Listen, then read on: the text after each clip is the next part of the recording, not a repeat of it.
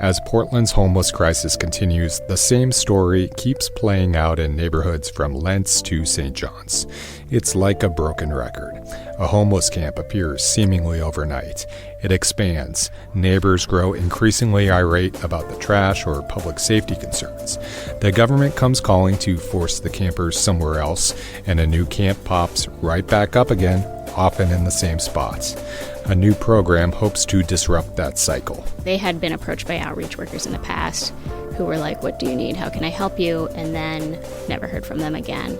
And so they just come to distrust the system. I'm Andrew Thien, and this is Beat Check with the Oregonian. Up next, Molly Harbarger takes us to Lents, where a team of social service workers hopes by making connections with homeless folks at campsites deemed a problem by neighbors, they can accomplish a win for everyone.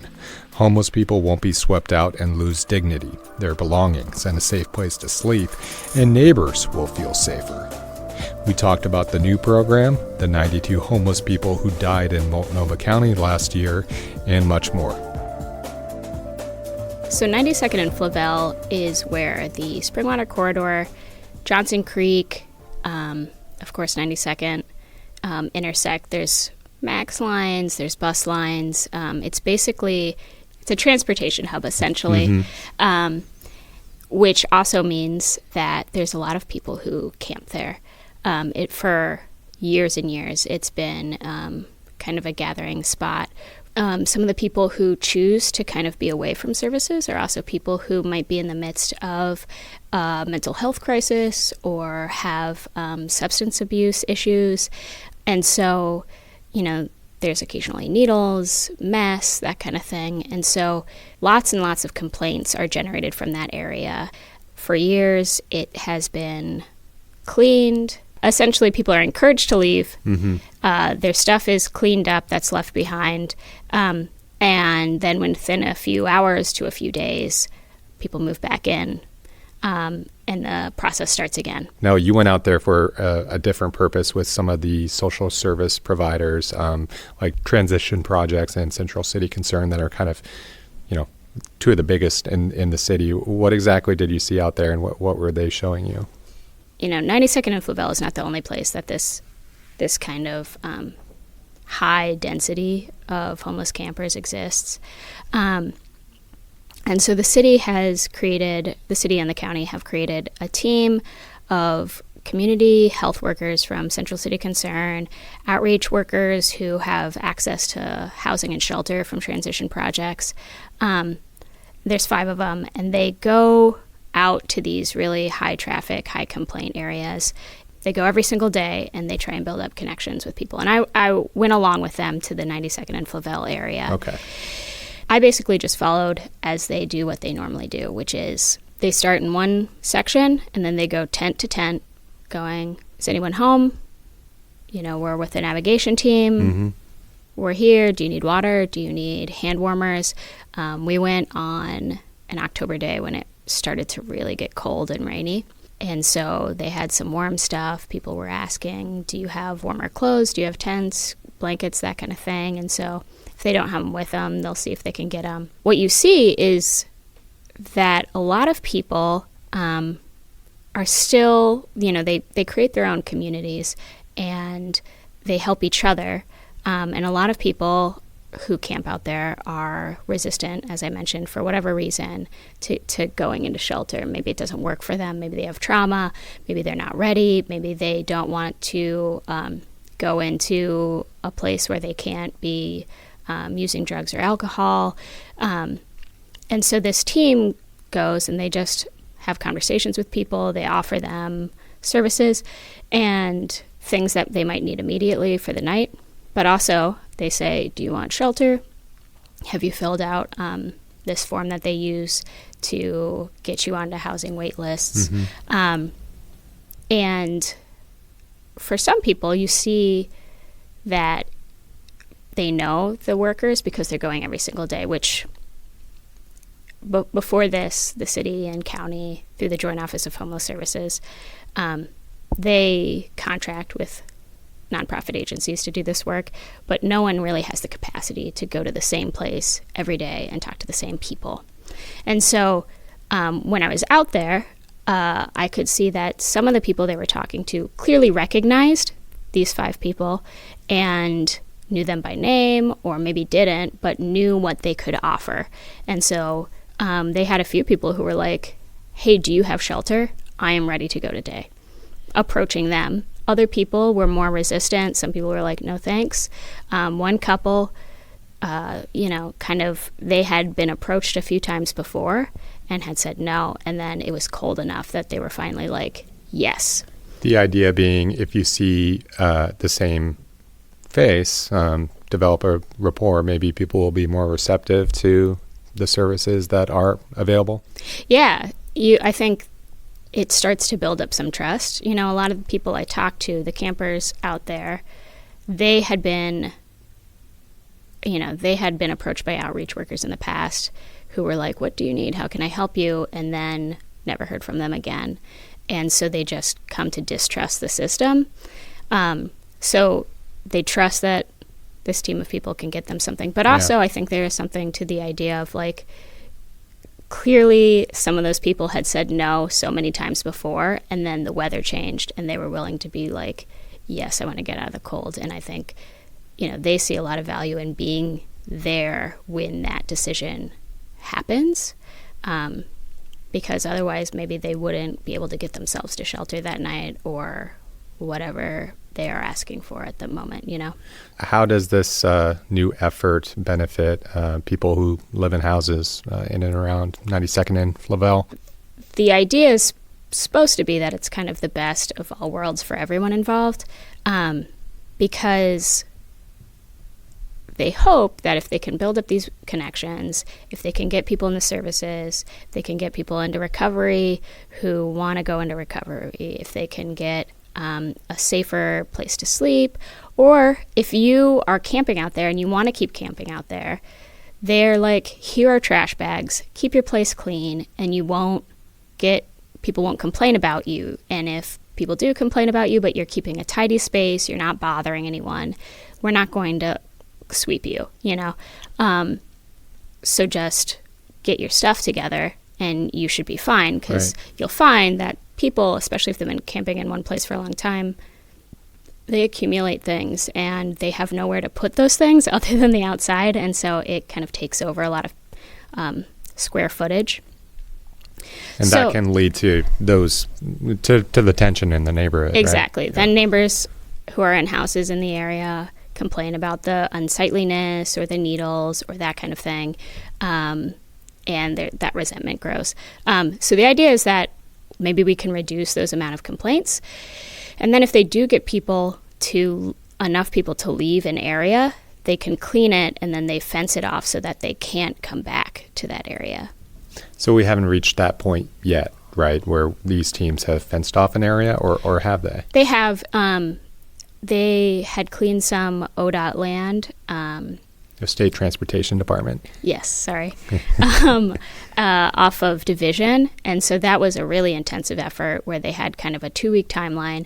And so they just flooded the zone with people and worked really hard to get everyone into services, because they knew they were actually going to have to get people out of there, because the Department of Transportation has much more strict rules about whether people can stay on that property than the city does, or the county does. And so in that case, they did go in with the idea that we have 2 weeks, you will be moved. Let's get everyone that we can somewhere else, warm, dry, ideally, place to sleep. And then they did fence it off to keep people out. They find that snow fencing tends to work well, that orange plastic, like kind of flimsy fencing. Oh, okay. And I think they have worked in a few other places where they have tried to reduce that impact and then make that area kind of less hospitable for future camping. You mentioned earlier the one point of contact. Folks might not be aware of what that is. Can you describe what people are calling that for, and kind of the scope, if you can, of kind of where there are large sites like 92nd and Laval? Yeah. So under the former mayor, Charlie Hales, he had had implemented this idea that instead of people who are upset about campsites or RVs calling the police, calling the fire department, complaining to the city, complaining to the county, just they had no central location to gather these complaints, and really no organization of how to deploy resources in response to those complaints. So they created one point of contact. And so it's mostly an online form. It's also an app. And so if you have a complaint about a tent or a campsite or an RV or whatever it is that appears to be related to homelessness, then you can fill out the form and it says, where is it? What is it? Do you see needles? You can put photos. And that goes to this office in the Office of Management and Finance. And they get all of those complaints, and then they send out teams who go visit the site, and they evaluate the site based on how disruptive it is, how safe it is.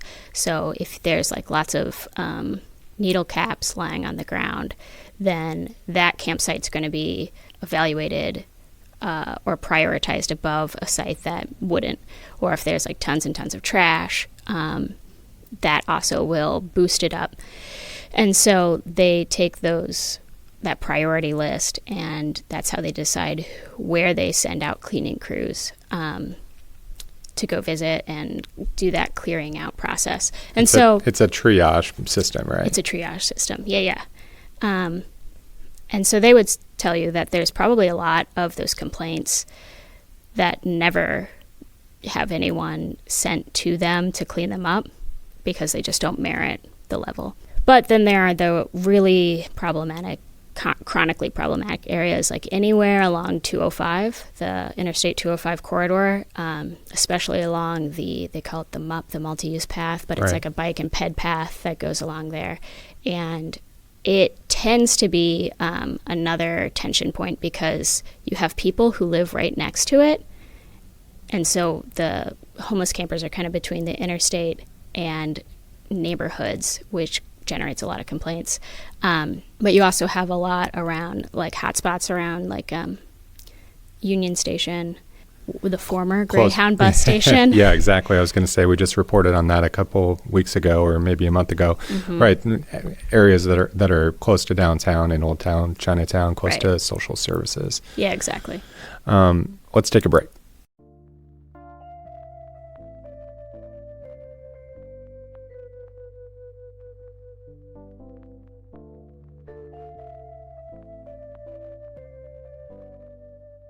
We're talking now, Molly, when it's extremely cold out.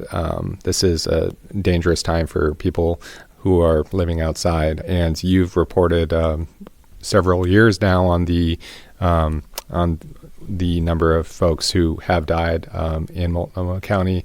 That report came out recently for last year. What can you tell us about the trends that are happening right now, and how many people died in Multnomah County who were not living in a home or apartment at the time? Yeah, so this year's, it's called domicile unknown, which refers to when the medical examiner investigates any suspicious death, so anything that isn't clearly from natural causes, or if it happens in a public place. And so if someone dies that they have investigated, that they cannot verify their address, they list it as domicile unknown. And so they take all of those at the end of the year, and they put together a report about very generally how those people died. And so this year we saw the largest number, period, but that number has increased over time. We also have seen our homeless count in general increase over time. So it's kind of hard to say whether the ratio is increasing. But we do know that there are certain trends that stay the same every year in this report about how people die. And that is that substance abuse is very large. Within that, we're seeing a spike in deaths due to methamphetamine use.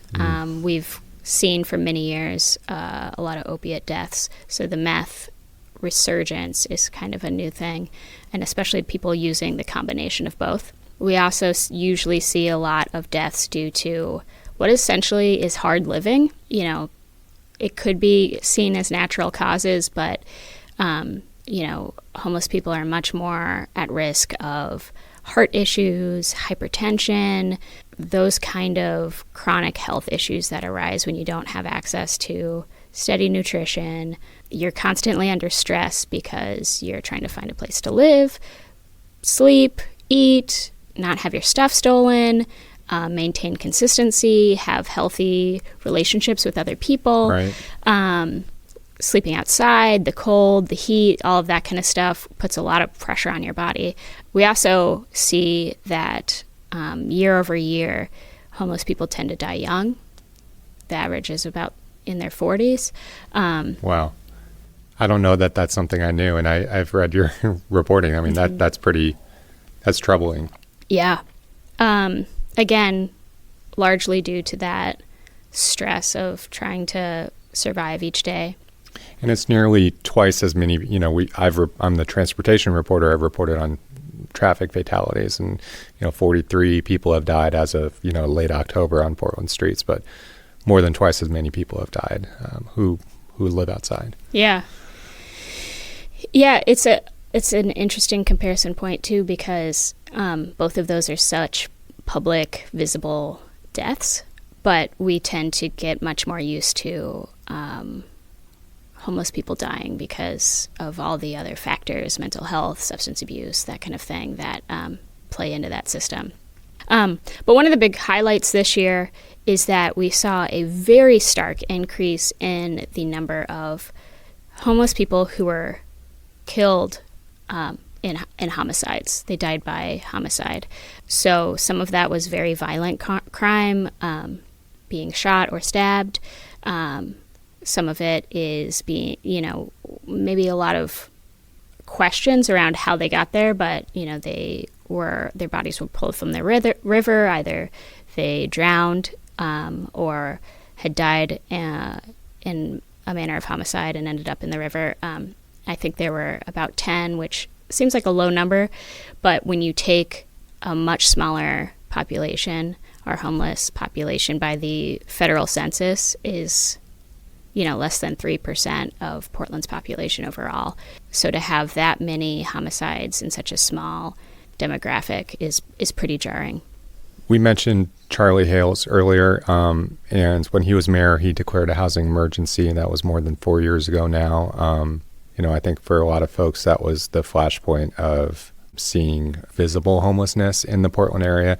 We are not alone, something that Mayor Hales mentioned repeatedly. This is a national issue. This is a West Coast city issue, but, you know, and Mayor Wheeler has continued that, saying the same things, and they're not wrong. But, I mean, what do you make of where we are now, and how folks you talk to who are living on the streets or living in these camps are feeling, and where we are publicly with some of the initiatives that you've reported on? Are we kind of like in limbo, or kind of making progress, but it's hard to see the light at the end of the tunnel? I'm wondering if you can handicap that for me. Yeah, it is kind of hard to say, because we're kind of, you know, our homelessness crisis is directly linked to our housing crisis. And that appears to not have an end in sight, which means that we likely are going to continue to see people lose their housing and go to the street. And when we know that once you first become homeless, you are more likely to stay homeless, and your barriers to getting back into housing just increase over time. And that is true of the whole West Coast. The whole West Coast is seeing this same trend, and, you know, to some extent the rest of the country is starting to feel the same trend. I was just in Kansas City this summer, a place where I think a lot of Portlanders would see housing as wildly affordable, but affordable housing has become their number one issue. So it's, you know, it's a relative to where you live, and it's becoming more prevalent across the country. the conversation has been elevated.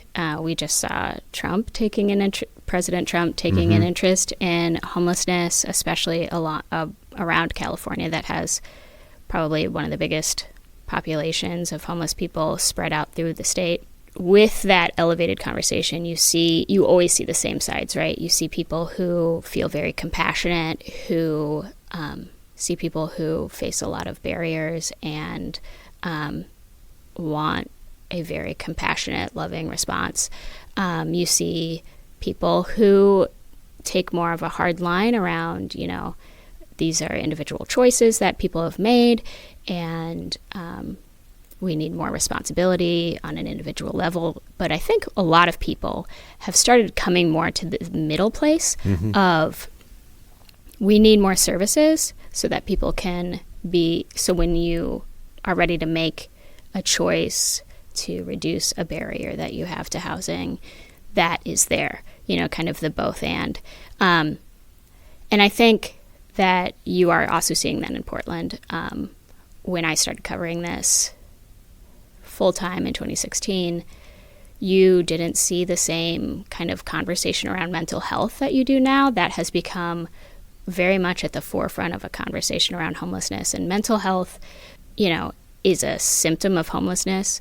It's also a driver of homelessness. It's clearly not all of the driver, but people have seen that as something that we can invest in to help people who are living on the street and remaining on the street once they get there, which is a good example of kind of, I don't know if that's progress. I don't know if there is even a way we could measure that, because what we're seeing around modern homelessness now, we haven't really dealt with before. We've never fixed it.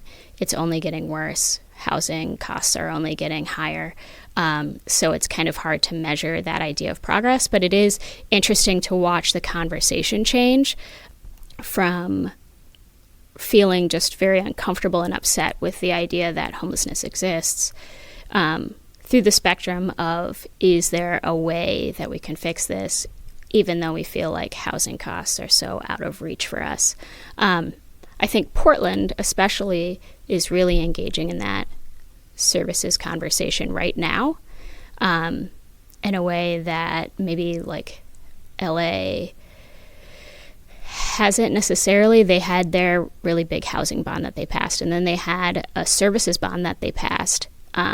But that campaign messaging mostly focused still on affordable housing. And so here in Portland, you're seeing a conversation much more focused on services in a way that is maybe not unique, but is definitely a higher profile than other places. So Molly, you have been out there on the streets talking to folks for years now. I mean, what are you hearing from people who are experiencing homelessness now, and what do you think they might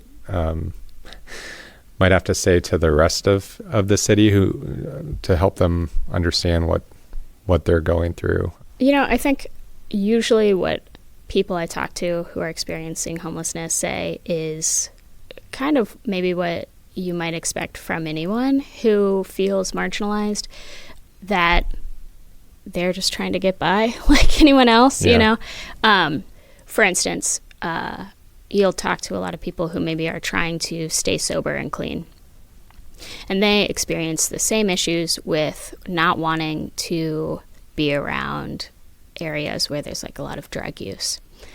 But where are they supposed to go? And if they do go other places, then people complain about them there. In some ways, it's, easier to camp around other people who are camping, but if you camp in campsites with other people, then you've created kind of enough density that you're more likely to get complained about. And so it often feels like a lot of catch-22 for a lot of people who are just trying to find a place to stay. And I think that a lot of people also try to communicate that, a lot of people in Portland who are housed will be like, why don't you just go into a shelter? If there's a bed, then isn't that better than sleeping on the street? And for a lot of people, the answer is no, which creates a lot of tension. And that's, sleeping in a shelter is not always really fun. If you've been in one of them, some of them are mats on the floor, some of them have cots, you're around everyone else in the same room, people snore, people are aggressive. You can't have your dog. Right. Some of them you can't have your dog. Or your significant other. Right. You have to leave at certain times of the day. There's a push for more low barrier shelters so you can accommodate more of those needs. But it's not a fun experience, and for a lot of people it isn't necessarily better, especially if you have trauma or PTSD or a partner that you rely on to help you get your needs met, that kind of thing. And so I think there's a lot of those conversations that don't happen between people who are upset about seeing homeless people and homeless people who are trying to carve out a place for themselves in the city. I was thinking about your column recently. Yeah. And maybe you want to talk a little bit about that. But I think it definitely does a good job of illustrating kind of the very classic Portlander kind of like internal struggle of, I want to be a good person and I don't want to make a homeless person's life harder. But also, what do I do? What do I do when it does affect me or when it affects my safety? But also without making homeless people feel like I think they're all criminals and they're all drug addicts and they're all out to get me and they're all disruptive, Yeah, what for folks who might not have read it, what Molly is talking about is I wrote kind of a column recently about my bike commutes over the last year where I've had some pretty unusual instances where, a guy, I just won't belabor the point, a guy shot me in the neck with some sort of device. I was fine. It was scary, whatever. I called the cops, saw multiple people, masturbating in Waterfront Park.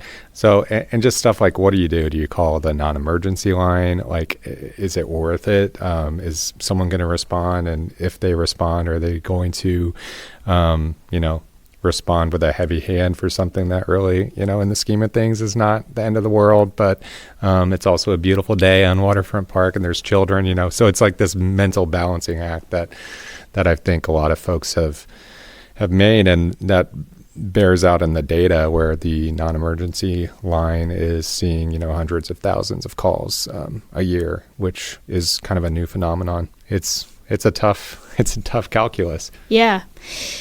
And your column kind of coincided with a report that Street Roots, which is the nonprofit newspaper that reports on poverty issues, did with City Commissioner Joanne Hardesty's office.